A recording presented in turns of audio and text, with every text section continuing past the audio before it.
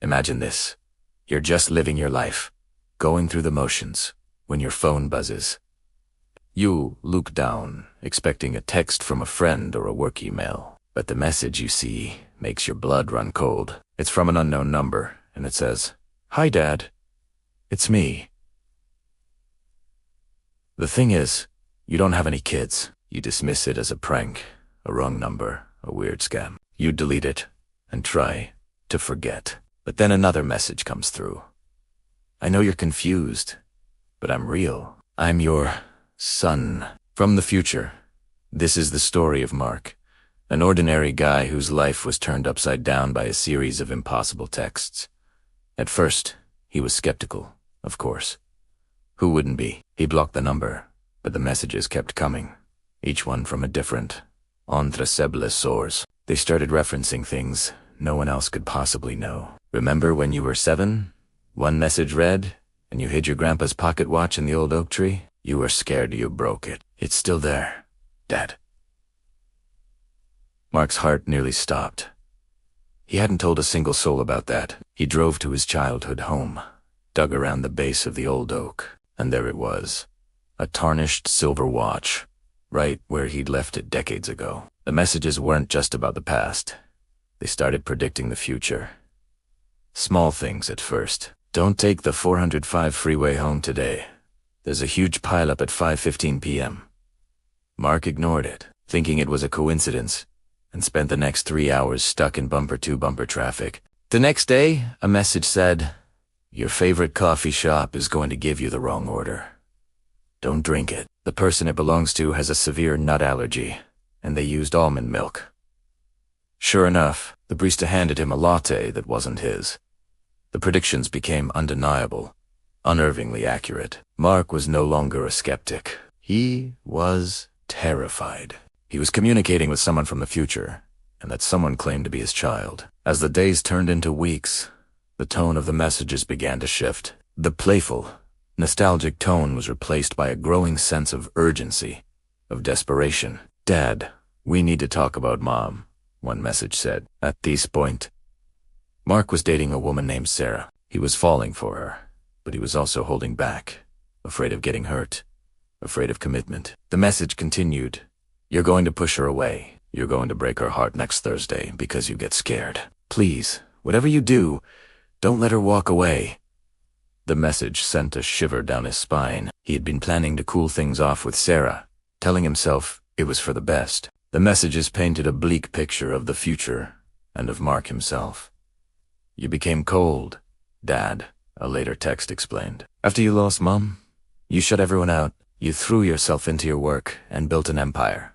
But you were empty. You were there, but you were never present. I grew up in a big, empty house, with a father who was a stranger." The words were like a punch to the gut. Mark looked at his life, his ambition, his emotional walls, his fear of intimacy, and saw the seeds of the very man his future son was describing. He was on a path to becoming a person he never wanted to be. But it was bigger than just his family. The messages got darker. "Your work, the project you're leading right now, it's the start of everything. It seems so innocent. A new way to connect people, to streamline the world. But it goes wrong, Dad. Terribly wrong." Mark was a lead developer on a new AI-driven social platform designed to optimize human interaction. It was his passion project, the thing he believed would define his career. His son explained that this technology, in the future, would evolve into a system of total control. It would strip away privacy, individuality, and free will. The broken, desolate world his son lived in was a direct result of the code Mark was writing in the present, the one decision he had made yet. Whether to launch the platform with its current architecture was the turning point for all of humanity. Panic set in. Mark tried to fix things. He started making different choices. He called Sarah and poured his heart out, telling her everything. She didn't believe the part about the messages, but she saw the change in him, the raw vulnerability, and she stayed. He went to work and started subtly sabotaging the project, introducing bugs, arguing for more ethical oversight. But every time he made a change, the messages from the future would shift. "The timeline is adjusting." One read, "But it's not enough. You're just delaying the inevitable. They'll find a way around it. It was like trying to stop a tidal wave with a bucket. For every problem he fixed, 2 new ones would appear in his son's updated future. The messages grew more fragmented, glitchy, as if the connection was weakening. Then, one evening, his phone buzzed. One last time, the screen was flickering, the text barely legible. It was the longest message he had ever received. Dad, the timeline is collapsing. All the changes. They've made things unstable. There's only one path left, where the world is saved. But on this path, I'm not in it. The woman you need to be with, the one who helps you stop this for good, it isn't Mom. You haven't met her yet. You have to let Sarah go. It's the only way to meet the right person and have the strength to dismantle your project completely. Mark stared at the screen, his world crumbling.